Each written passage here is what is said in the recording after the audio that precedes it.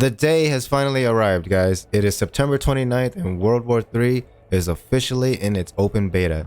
It is available to all players and it is completely free to play.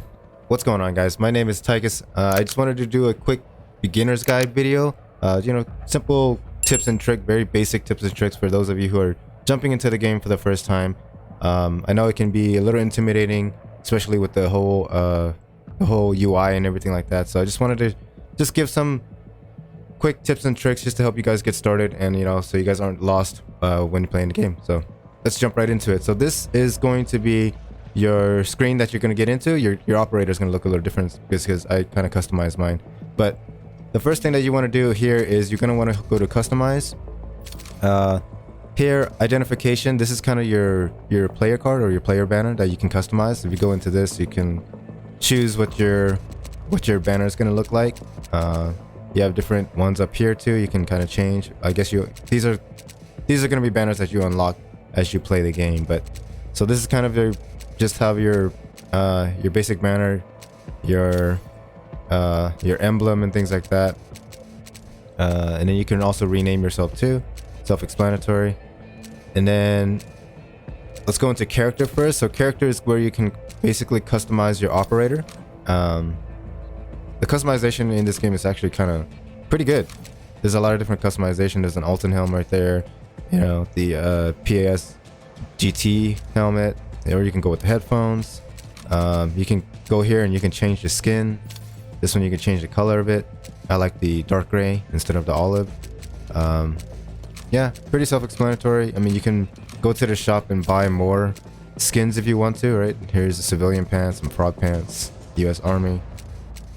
Pretty self-explanatory when it comes to character customization. And you have 3 different character slots too, so it's kind of nice addition. Okay, so let's go into equipment where it matters. So here in the beginning, I believe you only start with assault, anti-tank, and support. I've unlocked up to the close quarters. As you play more and more, you're gonna unlock the rest of these. But you can pretty much customize each one of these loadouts to whatever you want. But so let's jump into the assault. The first gun that you're gonna have is the MSBS K by default. The main thing that you want to pay attention to is these little pips right here, right? This is your weight right here, and for this loadout right here, this is the my mobility. Oh, it keeps going. Okay, so this is the mobility right here. Oh, why does it keep doing that? Anyways, yeah. So this is so I have medium mobility. Your loadout is gonna basically be limited to how much mobility you can have. So if we go down to like your armor plates, if I put on the steel plate, this is like the heaviest one. You're not gonna have this available yet. You're gonna have to unlock this later. But yeah, this one's like the heaviest one, but it offers the most protection. So we put that on, you see that it kind of, my loadout got a little bit heavier, right? So that's something that you're gonna have to pay attention to. But if we go into the guns here, you can select it, and then you can basically see all the assortments of weapons available, right? Nothing's available yet because you're gonna have to level up and unlock them. Like the G36 is unlocked at level 10, the barrel is 7.62 is unlocked at level 16, so on and so forth. Here you have assault rifle category, you have battle rifles, LMGs, sniper rifles, shotguns, sidearms, so on and so forth, right? So let's select the MSBS, your default gun, and then you're gonna go over to this little tab where it says customize. There's also a shop button. This allows you to pretty much buy skins with real world money. So you're gonna click customize, and then here, what the thing you want to pay attention to is the blueprint right here, right? This is how many attachments that you can actually put on the gun, right? So this will allow you to put 5 different attachments. Depending on the gun, some might have 3, some might have 5. So this one allows you to put a total of 5 different attachments before you have to kind of remove another one. You're not gonna be able to put a 6th attachment without removing another in place of another attachment. So basically, so the first one is you have primary sights. Here, I have the hollow sight unlocked for it. If you come up here to this category up here, you got iron sights, kilometers, and hollows, and then you have medium magnifications too, right? So you can, if you like iron sights, you can pretty much choose your style of iron sight. It's kind of cool. And then medium magnifications, like if you want to shoot a little bit more long range, like 3x scopes and 4x scopes, you would unlock these as you level up. So let's go back. You can have secondary sights like under barrels. You can have pretty much grips. These are all your grips right here. Let's equip that. See, now that's 2 out of 5. You have magazines as well, AR-15, and then it tells you like the pros and cons and what it does too, right? So like this increases their tactical reload speed by 15%, increases full reload speed by 10%, and there's no cons to it, so that's really good. You can have secondary ammos. As you play, you can unlock like FMJ, HP ammo. This is hollow point, which does more damage to flesh, basically unarmored areas. And then you have AP ammo, which is obviously your armor piercing ammo, and it does a lot of damage to armor type of hits. And then you have side, where you can put tactical devices like lasers, flashlights, and so on and so forth. And yeah, then you can unlock barrels too. This is a close range barrel, and then you have your long range barrel. So the customization in this game is actually pretty freaking awesome when it comes to the guns and stuff like that. So and then personal, you have performance. This is like gonna affect all the stats and everything of your gun. Everything that you change is gonna affect the stats. And then you have personal, which is basically just aesthetics for the gun. They don't really affect anything stat wise. It's just kind of like the looks of the gun. Okay.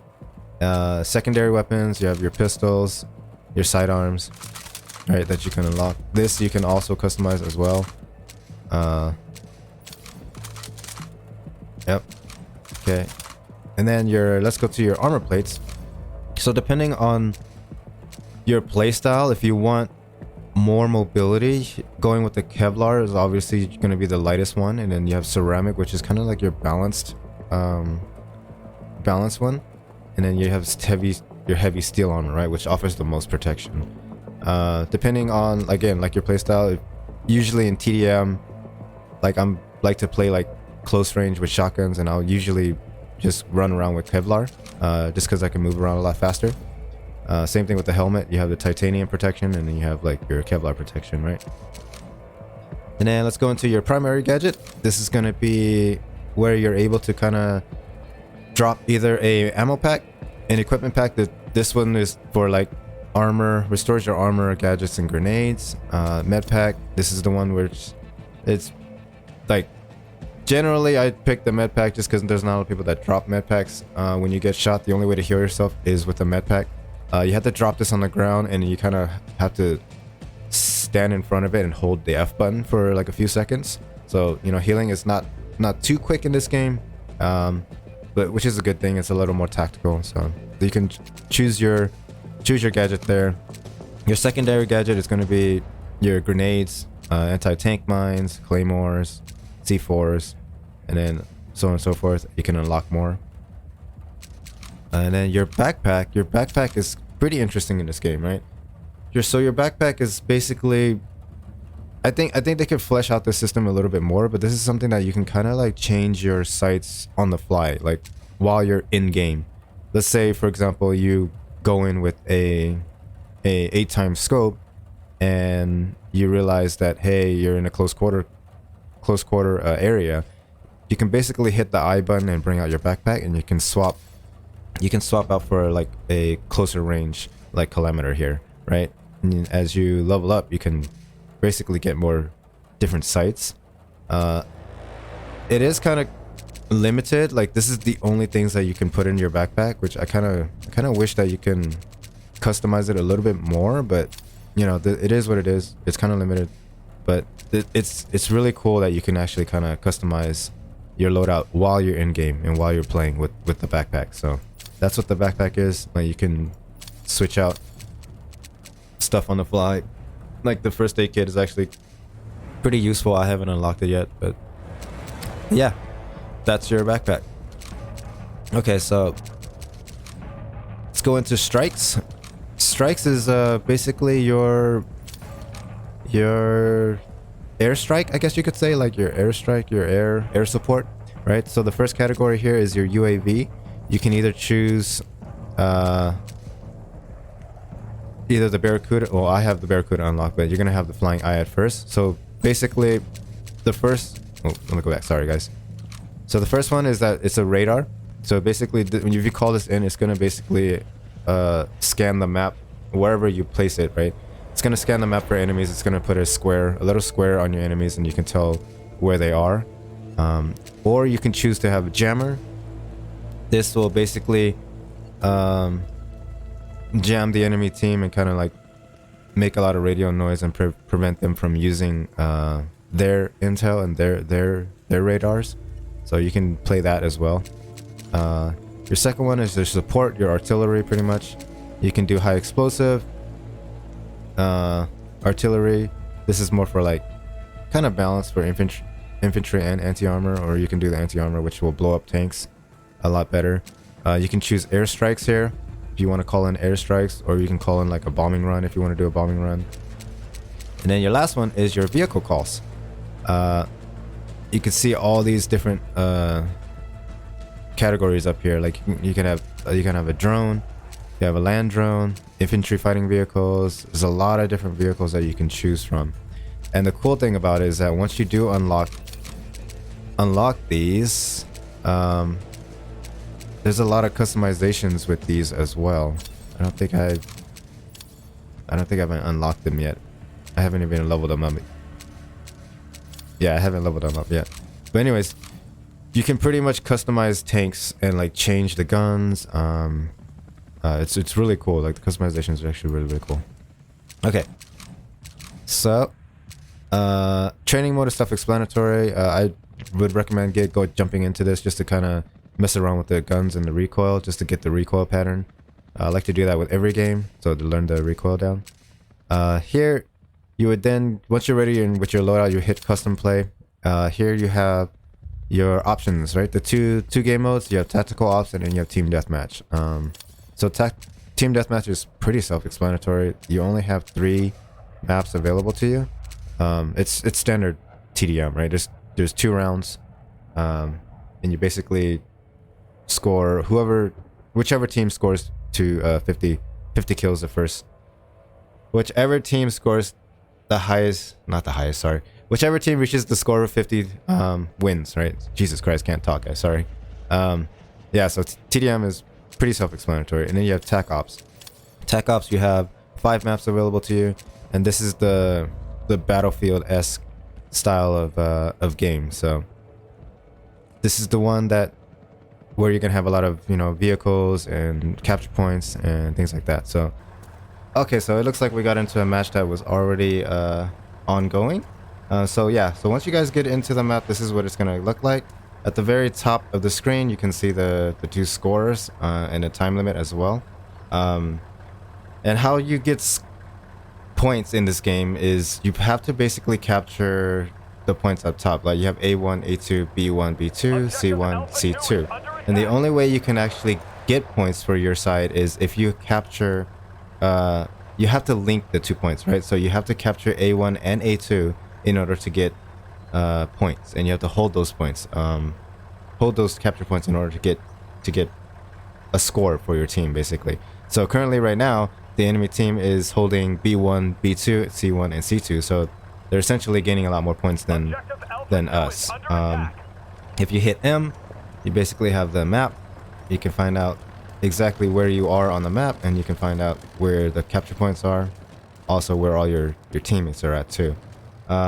On the right hand side, the far right hand side, you can see strike points, and then you can see the default keybinds are 6, 7, and 8 for radar, artillery, and tank destroyer. So once you get enough strike points, you can basically call in your radar, you can call in your artillery, or you can call in your tank. So that's your strike loadout, pretty much, right? Let's see, what else? I guess mechanic wise, I mean, you still have your basic, you can sprint, you can slide as well. I don't think there's no slide. No, there's no slide hop here. No slide jump hop. You can lean, right?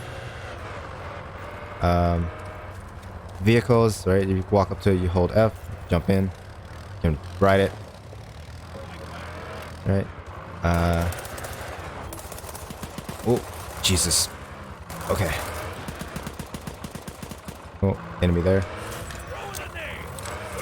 Okay, anyways, and then your gadget loadout, right? If you hit 3, you kind of drop it on the floor. Like we said, like I was talking about earlier, I have the first aid, so you actually have to kind of like stand in front of it and hold the F button.